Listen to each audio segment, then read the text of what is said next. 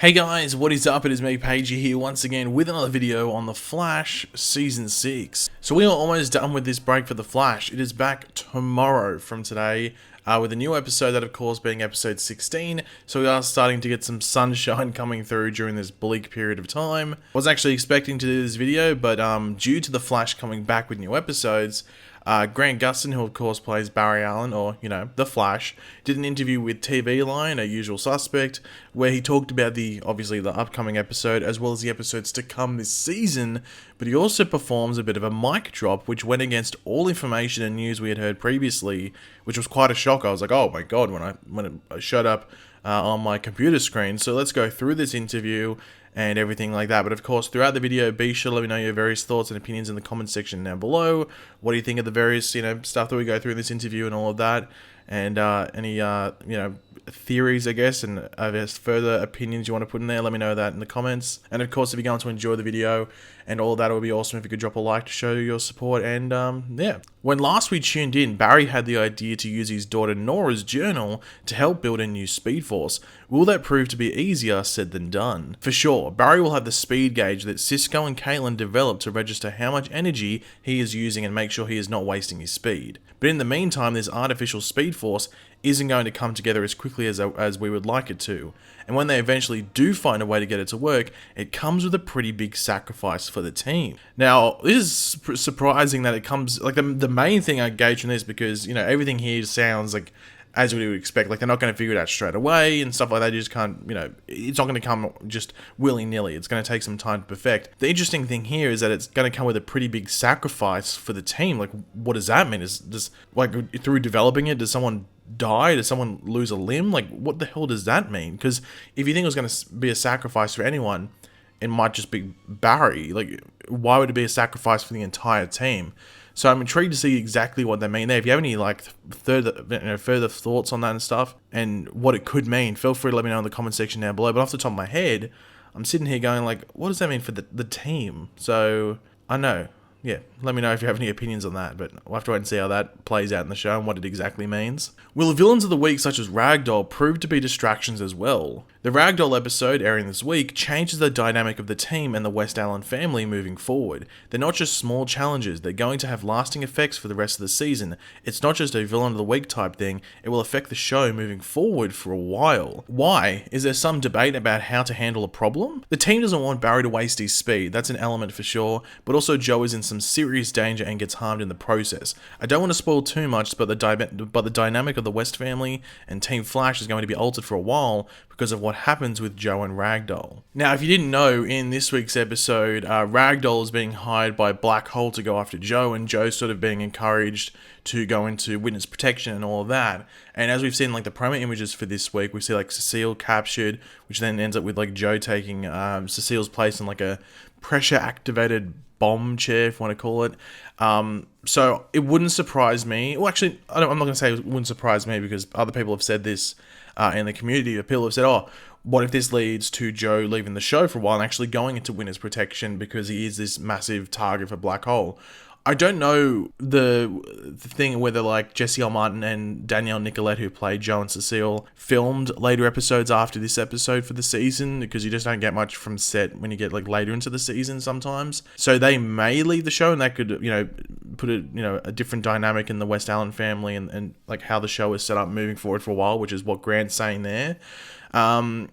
As I said, it wouldn't surprise me too much if that was to happen based off what's happening this week, because I guess it makes sense. And it would be an easy way, if they did want Joe to leave the show for a while, have less characters for a bit, it would be an easy way to get him out, because it actually makes sense. He's a target from this, so they've done it before as well. They've done it before for the characters. They've gone left for like an episode or two because they're in danger, so it does make sense if they want to go down this route. Speaking of Ragdoll, who is a bit of a fan favourite, I have to ask, what is it like witnessing Troy James do his thing there on set? Because at home we can convince ourselves there are effects being added, some clever editing. The thing they mostly layer on top of Troy's performance is the breaking bones sound effect when he is bending, but it's not just during the takes that he does that. He will just randomly walk toward you backstage in a spider crawl. He's the nicest, most friendly dude, but it's terrifying once he has that mask on and he's bending all over the place. So yeah, just a quick note here. Obviously, I think we all like Ragdoll and his effects. I just don't think he's been used that well on the show. But maybe this week changes that because it's him. It's like he's the focus. In the previous ones, he was almost like a side thing in the episode. So hopefully, this is his best episode so far. To the audience, Iris has been acting a bit off, sometimes even giving atypical advice. Even though it worked out for you in the last episode, the way you've been playing it, are these off moments registering at all for Barry, or has the Thorn thing just been distracting enough? I think Barry has had enough distractions to not catch on as much as he should have sometimes. I'm sure viewers are screaming at Barry in certain moments like, how are you not realizing that something is off?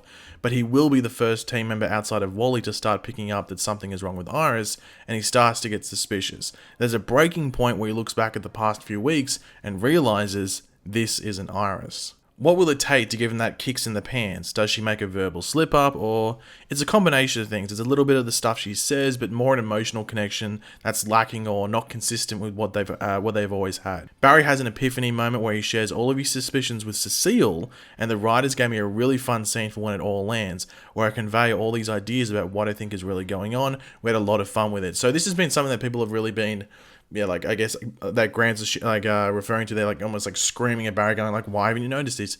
And I've been pretty much saying, like, me personally in my videos, like, well, Iris in episode 11, I think it was, said like, this is me post crisis. You don't know what I'm like in this new earth. I was dealing or getting ready for you to be gone in this new world. I was expecting you to die in crisis, so I was getting to be this new version of Iris and everything like that. So that's what Barry just thinks that's what's going on there. And also he's had all these distractions in hand as well. So he can't sit there and like theorize as much as like Joe or, you know, Camilla or other people like that. I think it was weird that he said like he would be the first team member outside of Wally to start picking up on Iris. So I guess Joe doesn't count as a team member.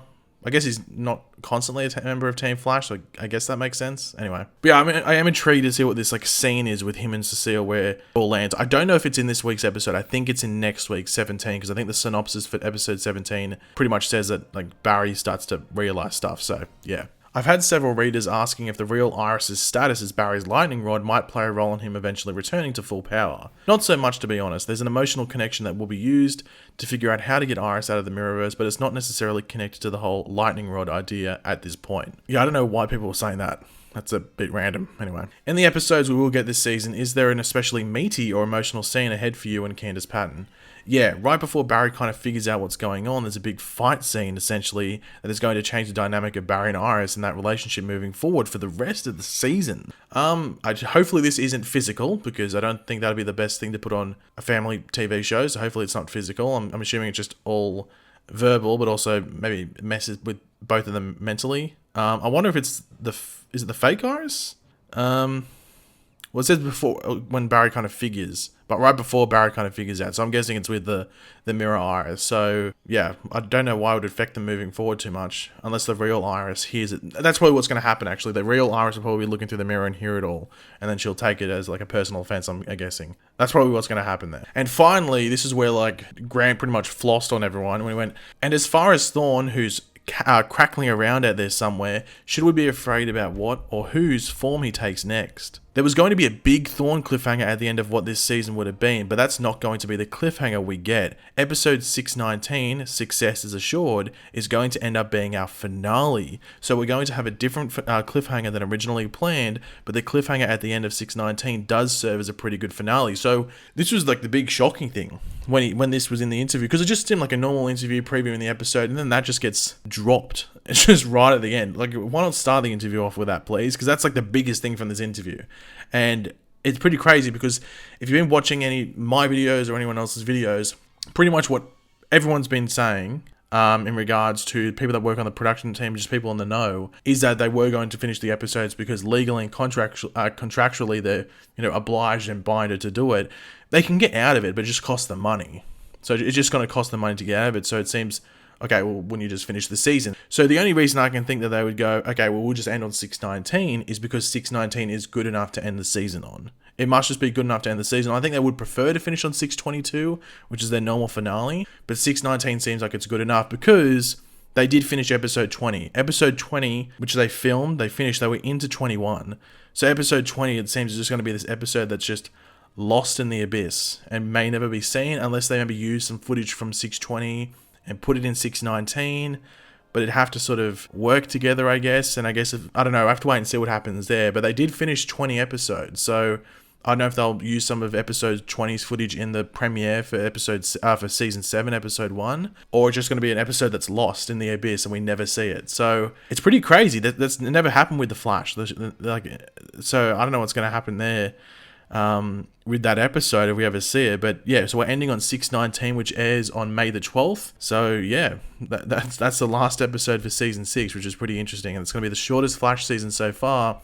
But I guess it allows them just to have a normal season 7, and if 6/19 works as a finale, then I think we can all deal with that. But it just means we're getting a different cliffhanger. We were meant to get a Thorn cliffhanger, but now we're getting, well, Successors Assured, I think, was something to do with Eva and Mirror Master. So maybe the cliffhanger suggests something else, like another villain. I don't know, I have to wait and see. But I'm intrigued now that this is where we're ending, but at least we know where we're ending. So yeah. But thanks for watching, guys. Hopefully you enjoyed the video. If you did, it'd be awesome if you could drop a like on it. It shows support. Let me know in the comment section down below your various opinions on what we went over from this interview with Grant. What are your thoughts on episode 19 being the finale now?